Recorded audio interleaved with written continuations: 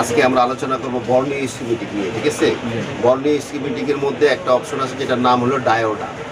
এই ডায়োডা অপশনটা আমরা কখন ব্যবহার করবো এবং এটা ব্যবহার করলে আমরা কী কী সুবিধা পাইতে পারি, এটা ব্যবহার করার যে প্রপার প্রসেস, সেই প্রসেসটা আমরা আজকে জানবো। ওকে, আচ্ছা তাহলে তাহলে মনিটরে তোমরা খেয়াল করো, এই যে এখানে একটা আমরা রেডমি 7-এর একটা মাদার বোর্ড বিটম্যাপ ওপেন করছি, ঠিক আছে? সেই বিটম্যাপটার মধ্যে দেখো যে এইখানে তোমার এই যে লাল যে চিহ্নগুলি আছে এগুলি কি ভোল্টেজের চিহ্ন আমরা বলছি না? আচ্ছা, এখন যদি আমরা কোনো সেটের কাজ করি, ধরো মনে করো আমরা একটা সেটের কাজ করবো, সেই সেটের প্রবলেম হলো ডিসপ্লে বা গ্রাফিক্সের ইস্যু, তাহলে আমরা কি করব? আমরা সাধারণত আসবো কোথায়? এই যে এলসিডি কানেক্টর, তাই না? আচ্ছা, এই যে এটা হলো এলসিডি কানেক্টর। আচ্ছা, এই যে এলসিডি কানেক্টর, এর আগের ক্লাস আমরা বিটম্যাপ নিয়ে একটা ক্লাস করছি না? আচ্ছা, সেই ক্লাসের মধ্যে আমরা বলছি না যে এই যে তোমার এই পিনগুলো আছে, পিনের মধ্যে দেখো তো কয়টা কালার আছে, তিনটা কালার আছে না? আচ্ছা, এই হলুদ কালারগুলি কি? পজিটিভ। তারপরে তোমার এই যে তোমার অ্যাশ কালার যেটা, এটা কি? গ্রাউন্ড, তাই না? আর এই যে তোমার এখানে স্কাই কালার যেটা আছে, মানে আকাশি কালার, এটা কি তোমার এনসি কালার, তাই না? আচ্ছা, এই যে তিনটা কালার আছে, তাইলে একটা সেটের মধ্যে তোমার গ্রাফিক্স বা এলসিডির যদি আমরা কাজ করি, তাইলে আমাদের এই কানেক্টরের সবগুলো পিনের জিআর ভ্যালু মাপতে হয় না? এর কারণ কি? এর কারণ হলো তোমার এই কানেক্টরের মধ্যে মনে করো সিপিও থেকে অনেকগুলো লাইন আসে না? মিপি লাইন, এই যে তোমার এই যে এখানে যে কাপলারগুলো দেখা যাচ্ছে, এটি সব মিপি লাইন, এগুলি সব সিপিও থেকে আসে না? তারপরে তোমার রিসেট, আরও মনে করো আদার যে লাইনগুলো সবগুলো আসে কই থেকে? সিপিও থেকে, তাই না? এখন আমরা ধরো এইটার টোটাল কানেক্টরটা যদি আমরা মাপি, তাহলে এই কানেক্টরের মাপার জন্য আমাদেরকে আগে জানতে হবে যে এই যে কালারগুলি, কালার কোনটাতে কি থাকবে, ঠিক আছে? পজিটিভের যে জিআর ভ্যালু, আমাদের প্রথমে জিআর ভ্যালু নিতে হবে না? জিআর ভ্যালু যদি ঠিক থাকে তাহলে আমরা কি করব? হট টেস্টে চলে যাব। হট টেস্টে কখন চলে যাব? তখন আমাদের দেখতে হবে যে এই যে যতগুলো ভোল্টেজের ইনপুট আছে এই কানেক্টরের মধ্যে, যেমন লাইটিং আইসির জন্য তোমার হাই ভোল্টেজ আসে 20 থেকে, যদি আইপিএস ডিসপ্লে হয় তাহলে কত? 20 থেকে 30। তারপরে ধরো তোমার গ্রাফিক্সের জন্য তোমার +5 ভোল্টেজ এবং -5 ভোল্টেজ, এই যে ভোল্টেজগুলো আছে। এরপরে পাওয়ার আইসির থেকে দেখা গেছে আবার 1.8 বা 1.2.8 এই ধরনের ভোল্টেজগুলো আছে না? সেই ভোল্টেজগুলো আমাদের এই কানেক্টরে মাপতে হবে কি? হট টেস্ট করতে হবে না? আচ্ছা, তাহলে সবার আগে আমাদের কি করতে হয়? যদি তোমার এই জাতীয় যদি কোনো ডিসপ্লের বা কোনো ক্যামেরার প্রবলেম, যে কোনো প্রবলেম যদি হয়, তাহলে আমরা কি করি? আগে কানেক্টরের জিআর ভ্যালু নেই, তাই না? জিআর ভ্যালু নেওয়ার পরে আমরা কনফার্ম হইতে পারি যে এখানে কোনো লাইন মিস্টেক আছে কিনা। যদি মিস্টেক না থাকে তখন আমরা কি করি? আমরা হট টেস্টে চলে যাই। হট টেস্টে চলে যাওয়ার উদ্দেশ্য হলো এখানে যে ভোল্টেজের যে রিকোয়ারমেন্টগুলো আছে সেগুলো আমরা চেক দিই, তাই না? আচ্ছা, তাহলে সর্বপ্রথম আমাদের যেহেতু তোমার কুল টেস্ট করতে হয়, তাহলে কুল টেস্ট করার জন্য কিন্তু দেখো বিটম্যাপের মধ্যে এখানে আমরা তিনটা জিনিস পাইছি, যে একটা গ্রাউন্ড, আর হলুদগুলো পজিটিভ, আর হলো তোমার এটা এনসি, এটা হলো এনসি। তাহলে এইখানে ইম্পর্টেন্ট একটা জিনিস আমাদের প্রয়োজন যেটা এখানে নাই, সেটা হলো তোমার ডায়োড ভ্যালু। এই যে পজিটিভের যে পিনগুলো আছে এগুলো আমরা কি মিটার দিয়ে তোমার জিআর ভ্যালু দেখি না? আচ্ছা, কোন পিনে কত জিআর ভ্যালু থাকে এখানে কি লেখা আছে কোথাও? দেখো বিটম্যাপে কিন্তু সেটা লেখা নাই। দেখো এই যে দেখো এখানে লেখা আছে তোমার এলসিডি থার্মালের লাইন, কিন্তু এখানে জিআর ভ্যালু কত থাকবে সেটা কি দেওয়া আছে? আচ্ছা, তাহলে এইটা দেওয়া নাই। তাহলে এইটা যদি আমাদের তোমার এই কুল টেস্ট পারফেক্টভাবে কুল টেস্ট করে যদি আমাদের রেজাল্ট পাইতে হয়, তাহলে আমাদের ডায়োডা নামে একটা অপশন আছে, সেই অপশনটা আমাদেরকে ওপেন করতে হবে। চলো আমরা এখন দেখি। এই যে তোমার এইখানে আসো, এই যে দেখো রেডমি 7 আমরা ওপেন করছি না? আচ্ছা, তার ভিতরে দেখো কতগুলো ফাংশন আছে। একটা আছে বিটম্যাপ, তাহলে বিটম্যাপের উপরে তো আমাদের গত ক্লাসে আমরা আলোচনা করছি, তাই না? আচ্ছা, আজকে এখানে দেখছো ডায়োডা দেখা যায়। এই যে ডায়োডা যে অপশনটা আছে, সেই ডায়োডা অপশনটা আমরা ওপেন করতে হবে। এখানে কি করতে হবে? Double click. এই যে ডাবল ক্লিক করলাম। ডাবল ক্লিক করার পরে দেখো তো এখানে কতগুলো অপশন আসছে। একটা আসছে তোমার কানেক্টর, আরেকটা আসছে আইসি অন বোর্ড, আরেকটা আসছে ইন আউট ভোল্টেজ। হ্যাঁ, ইনপুট এবং আউটপুট ভোল্টেজ কত থাকবে সেগুলো এটার ভিতরে দেওয়া আছে। আচ্ছা, আমরা প্রথমে যেহেতু আমরা কানেক্টর নিয়ে আলোচনা করতেছি না, আমরা ধরো প্রথমে আমরা কানেক্টরটা আমরা ওপেন করি। দেখো কানেক্টরের মধ্যে কি আছে। এই যে কানেক্টরটা ওপেন হচ্ছে। আচ্ছা, এই যে দেখো মাদারবোর্ডের মধ্যে যতগুলো কানেক্টর আছে সবগুলি কানেক্টরের মধ্যে কোন পিনে কত জিআর ভ্যালু থাকবে এইখানের মধ্যে আমরা পাবো। যদি ক্যামেরার প্রবলেম হয় তাহলে আমাদের কোথায় যেতে হবে? ক্যামেরাতে যাইতে, কানেক্টরে যাইতে হবে। আর যদি আমরা আছি কি, আমরা একটু আগে কি আলোচনা করছি, এলসিডি কানেক্টর না, তাহলে আমাদের সর্বপ্রথম বের করতে হবে। এই যে দেখো এখানে কি লেখা আছে, এলসিডি, তার মানে এটা আমাদের এলসিডি কানেক্টর।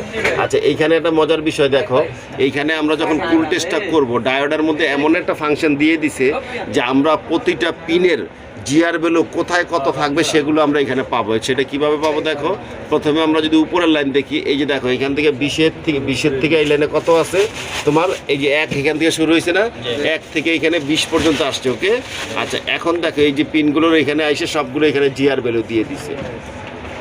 এই যে দেখো এটাতে থাকবে কত, 452, ঠিক আছে। তারপরে সবগুলো পিনে এই যে দেখো এখানে ওয়েল আছে, দেখছো ওয়েল লেখা আছে না। আচ্ছা, এই যে ওয়েল যেটা আছে, এখন এই পিনটা কিন্তু তোমার দেখি আমরা পজিটিভ চিহ্ন দেওয়া আছে কিনা, এই পিনটা কিন্তু তোমার অবশ্যই পজিটিভ থাকবে, ঠিক আছে। এটা হলো তোমার কত নম্বর পিন, 12, ঠিক আছে। আচ্ছা, 12 নম্বর পিনটা আমরা বিট পেপে দেখে আসি। 1 2 3 4 5 6 7 8 9, এদিক থেকে আসে 9 নম্বর। তাহলে দেখো আমরা যদি এদিক থেকে 9 নম্বরে আসি, তাহলে তোমার এইখানে দেখো 1 2 3 4 5 6 7 8 9, এই যে দেখো 9 নম্বর পিন কোনটা হচ্ছে তোমার, 1 2 3 4 5 6 7 8 9, এই যে 9, তার মানে 12 নম্বর, ঠিক আছে। ওইখানেও 12 ছিল, কিন্তু এই পিনের মধ্যে কত জিআর ভ্যালু থাকবে এখানে কিছু বলছে? বিটপ্যাপে কি কিছু বলছে? এখানে এটা কিন্তু ওয়েল, সেই ওয়েলটা আমরা কোথায় পাইলাম? তোমার ইয়েতে যাওয়ার পরে, এই ডায়োডাতে আসার পরে, তাই না? এখন যদি মনে করো এই পিনটা যে 12 নম্বর পিনটা দেখছো এখানে ওয়েল দেওয়া আছে, এখন মিটারে যদি আমরা শুধু বিটপ্যাপে যদি এটা আমরা মাপতাম, মাপার পরে যদি এখানে জিআর ভ্যালু না থাকতো, তাহলে আমরা মনে করতাম যে এই লাইনটা বোধহয় মিসিং। কেন? এটা পজিটিভ চিহ্ন দেওয়া আছে।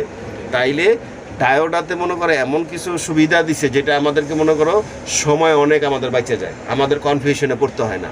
তাইলে যদি আমরা কখনো কোনো কানেক্টরের যদি মনে করো যে আমরা কাজ করি, সেটা ক্যামেরার হোক বা এলসিডির হোক, সেই ক্ষেত্রে আমাদের সর্বপ্রথম যেটা করতে হবে সেটা হলো আগে কুল টেস্ট করতে হবে। কুল টেস্ট করতে গেলে আমাদের সবগুলো পিনের জিআর ভ্যালু মাপতে হবে, এবং আমাদের প্রপার জানতে হবে যে কোন পিনটা জিএনডি, কোন পিনটা এনসি, এবং কোন পিনটা ওয়েল, এবং কোন পিনটার মধ্যে পজিটিভ মান থাকবে। সেটা যদি আমরা না জানি তাহলে কি আমরা মানটা বুঝতে পারবো? তাহলে আমরা কনফিউশনে পড়ে যাবো না? তাইলে দেখছো এই ডায়োড ভ্যালু, এই ডায়োডের মধ্যে মানে এত সুবিধা আছে যে আমরা প্রথমে কুল টেস্ট এক চান্সে আমরা এটা দেখে কুল টেস্ট করে ফেলতে পারবো। এইখানে যে কোনটা ওয়েল কোনটা কি আমরা সব এখানে পেয়ে গেলাম, তাইলে আমাদের প্রবলেমটা ফাইন্ডিং করতে সুবিধা হলো না। এইখানে যদি কোনো লাইন যদি মিসিং থাকে তাহলে আমাদের ধরা পড়ে যাবে না। দেখো যদি এটার মধ্যে লেখা আছে কি 619 জিআর ভ্যালু, এখন এখানে যদি ওয়েল আসে তাহলে আমরা কি বুঝবো? যেটা লাইন মিসিং হয়ে গেছে। আচ্ছা, এইখানে মনে করো 619 জিআর ভ্যালু নাই, সেইখানে মনে করো ডাইরেক্ট তোমার আসলো, বিপ আসলো, তাহলে লাইনটা শর্ট হয়ে গেছে না? তাহলে আমরা এটা বুঝলাম, এখানে শর্ট হয়ে গেলেও আমরা কুল টেস্টটা বুঝতে পারবো, এবং লাইন মিসিং হয়ে গেলেও আমরা বুঝতে পারবো, ঠিক আছে। আচ্ছা, এইটা গেলে একটা অপশন। আমরা আসো আবার এই বিটম্যাপটা ওপেন করি। আচ্ছা দেখো, এখন আমরা আলোচনা করবো আইসি নিয়ে।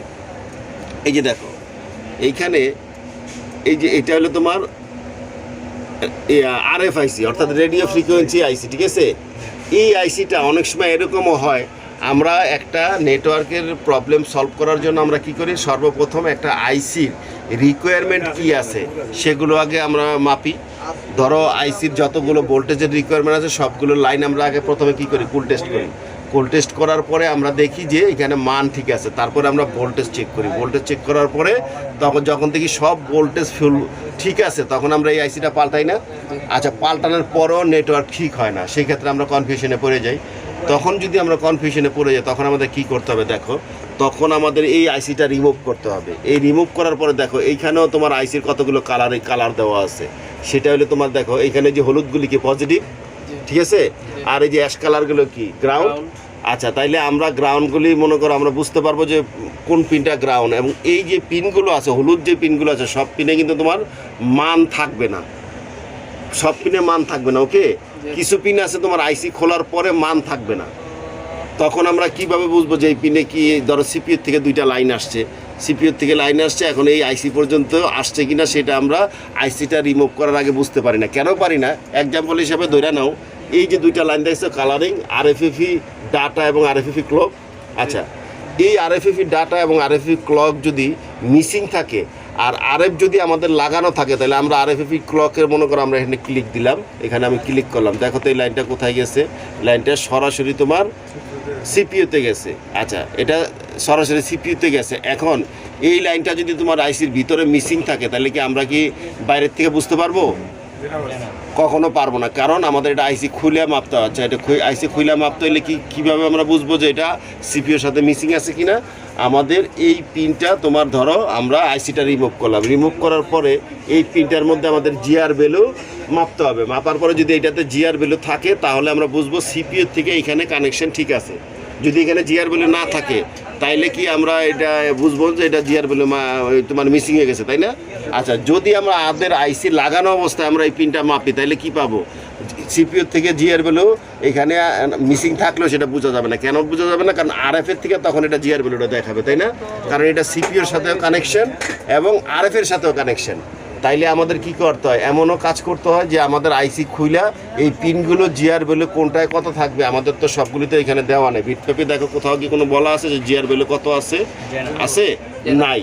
দেখো, কোম্পানি যখন এই ডায়াগ্রামটা তৈরি করেছে তখন তারা একজন টেকনিশিয়ানের রিকোয়ারমেন্ট কি লাগতে পারে, কাজ করার জন্য কি প্রয়োজন তারা সেটা অনুভব করতে পারছে। তারা কি করছে?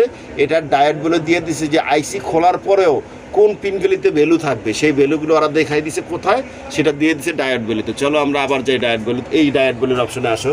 এখন আমরা কানেক্টর ওপেন করছি না, এখন দেখো এখানে লেখা আছে আইসি অন বোর্ড। তাহলে আমরা এখন এইটাতে ক্লিক করব। দেখো, এটাতে ক্লিক করার পরে এটা লোডিং নিচ্ছে, এখন আমাদের বোর্ডটা ওপেন হবে।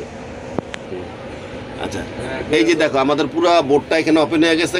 এটা হলো ফ্রন্ট পার্ট আর এটা হলো ব্যাক পার্ট। ওকে, আচ্ছা, প্রতিটা আইসি আমরা এর আগে কানেক্টরের জিআর ভ্যালু দেখছি না, এখন দেখো প্রতিটা আইসির মধ্যে তোমার জিআর ভ্যালু দিয়ে দিচ্ছে। কত সুবিধা দেখো আমাদের হয়েছে। এখন যদি মনে করো এক্সাম্পল হিসেবে ধরো আমরা এই যে আরএফটা নিয়ে আলোচনা করছি না, এই যে দেখো আমরা আরএফটারে বড় করলাম। আচ্ছা, এই যে দেখো আরএফের মধ্যে এই যে হলুদ যে কালারগুলো দিচ্ছে এটাকে বলে কি? এখানে লেখা দিচ্ছে কি? ওয়েল। ঠিক আছে, হলুদ গেলে কি ওয়েল লেখছে না?